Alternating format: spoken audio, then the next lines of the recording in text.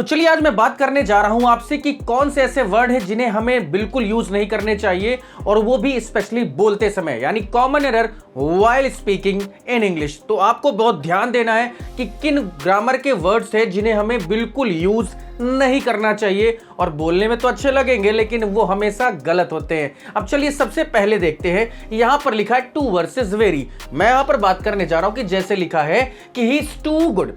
अब यहां पर समझो आप, ही इज टू गुड मतलब वो बहुत अच्छा है। हम लोग भी बोलते हैं you are too good, she is too good, he is too good. लेकिन फिर बात करता हूं कि आप यहां टू अगर लगाते हैं तो व्हाइल स्पीकिंग वो अच्छा तो लगता है, इट साउंड गुड, अच्छा लगता है, लेकिन होता गलत है। उसको आप यूज ना करें, आप इसकी जगह पर वेरी गुड करें, क्योंकि मीनिंग बदल जाता है। यानी जहां पर जब TOO की बात करते हैं ना, तो टू का मतलब हो जाता है मोर देन एनफ, हद से ज्यादा का सेंस देता है। और जब भी कोई चीज हद से ज्यादा होती है तो वो हमेशा निगेटिव इंपैक्ट देती है। ये हो गई पहले वर्ड। दूसरा देखते हैं कि बिकॉज के साथ सो। जनरली लोग बिकॉज के साथ सो का यूज कर देते हैं, लेकिन ऐसा नहीं करना चाहिए।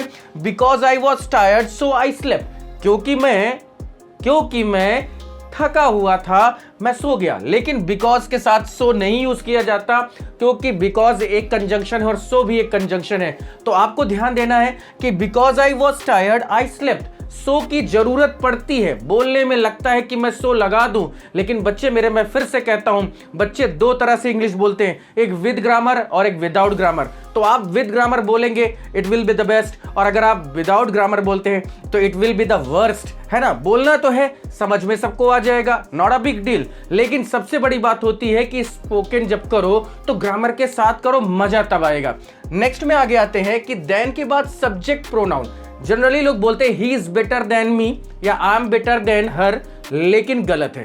देन एक कंजंक्शन का रोल प्ले करता है, और इसकी वजह से कंजंक्शन के पहले जो आई आएगा, ही आएगा, सी आएगा, उसके बाद भी हमें क्या यूज करना होता है, सब्जेक्टिव फॉर्म यूज करनी होती है। जैसे he is taller than me नहीं होगा, he is taller than I am होगा, या आई का भी यूज कर दीजिए, एम मत यूज करिए, कोई प्रॉब्लम नहीं, वो अंडरस्टूड हो जाएगा। नेक्स्ट है लेंड एंड बोरो कंफ्यूजन में। अब यहां पर देखिए can you borrow me your pen और can you lend me your pen. यानी बोरो का मतलब होता है उधार देना और लेंड का मतलब होता है उधार लेना। तो यहां पर can you lend me your pen यानी क्या तुम मुझे अपनी पेन उधार दे सकते हो। बोरो का मतलब क्या होता है, उधार देना, ठीक है, और उधार लेना। आई होप एंड इसकी चीजें बहुत क्लियर हो रही होंगी। तो यहां पर आप समझ गए होंगे लेंड का मतलब क्या होता है, can you lend me your pen, क्या तुम मुझे अपनी पेन उधार दे सकते हो। तो उधार देने के सेंस में लेंड का यूज करेंगे, और बोरो का हम उधार लेने के सेंस में करते हैं। आगे बढ़ते हैं, एक और वर्ड देखिए टीच एंड लर्न। जनरली इसका यूज भी बहुत ज्यादा लोग करते हैं, लेकिन गलत कितना करते हैं ये आप देखेंगे कि कैन यू, अच्छा यहां पर दूसरा वाला ही है। नेक्स्ट हमारा यहां पर है, चलिए इसका मैं एक बता देता हूं। I will teach you English, यानी मैं तुम्हें इंग्लिश पढ़ाऊंगा। आई विल लर्न इंग्लिश, तो मैं सीखूंगा। टीच का मतलब होता है पढ़ाना, जबकि लर्न का मतलब होता है सीखना। ये यहां पर थोड़ा सा मिसप्रिंट है, टाइपिंग एरर है। आगे बढ़ते in versus on versus at time के सेंस में।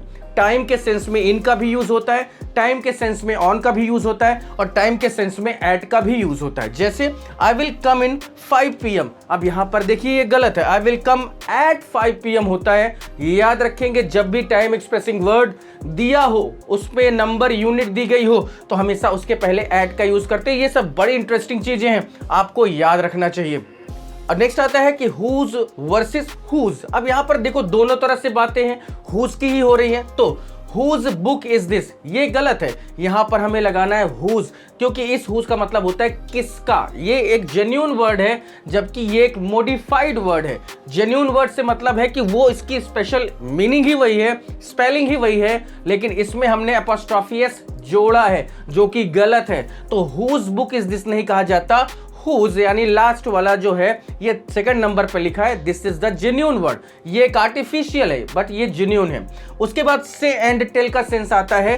तो he told that he is coming, उसने मुझे बताया।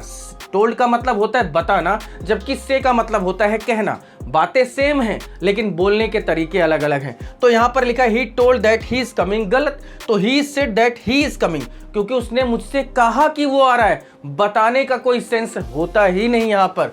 उसके बाद नंबर आता है सम और एनी। सम और एनी भी बेहतरीन और बहुत अच्छे वर्ड है। आप याद रखिए, मैं आपको एक्स्ट्रा जानकारी दे देता हूं कि सम का यूज हमेशा अफर्मेटिव सेंटेंस में होता है, जबकि एनी का यूज निगेटिव और इंट्रोगेटिव सेंटेंस में भी होता है। याद रखिएगा, सम अफर्मेटिव और एनी इंट्रोगेटिव और निगेटिव। अब यहां पर लिखा है do you have some money, गलत है, क्योंकि यहां पर मैंने क्या कहा, इंट्रोगेटिव और निगेटिव में एनी यूज होता है। Do you have any money, clear है। उसके बाद आता है मच और मेनी। इसके बारे में मैं बता देता हूं कि जब भी आपका नाउन अनकाउंटेबल होगा आप मच का यूज करेंगे, और जब आपका नाउन काउंटेबल होगा मेनी का यूज करेंगे। जैसे है मेनी वाटर, गलत है, क्योंकि वाटर अनकाउंटेबल नाउन है तो मच वाटर होना चाहिए। आई हैव मच बुक्स नहीं होगा, क्योंकि बुक्स काउंटेबल है और आपको आई हैव मेनी बुक्स कर देना है। तो आई होप एंड इसकी चीजें क्लियर हो रही होंगी, और जहां तक हो सकता है देखिए आपके सामने सारी चीजें मैंने बता दी हैं, मैंने समझा दी हैं। आई होप एंड इसकी बहुत क्लियर होंगे आप इस चीज को करने में, और आप अपनी इंग्लिश को हमारे साथ इंप्रूव करेंगे and you will be a pro speaker. Thank you.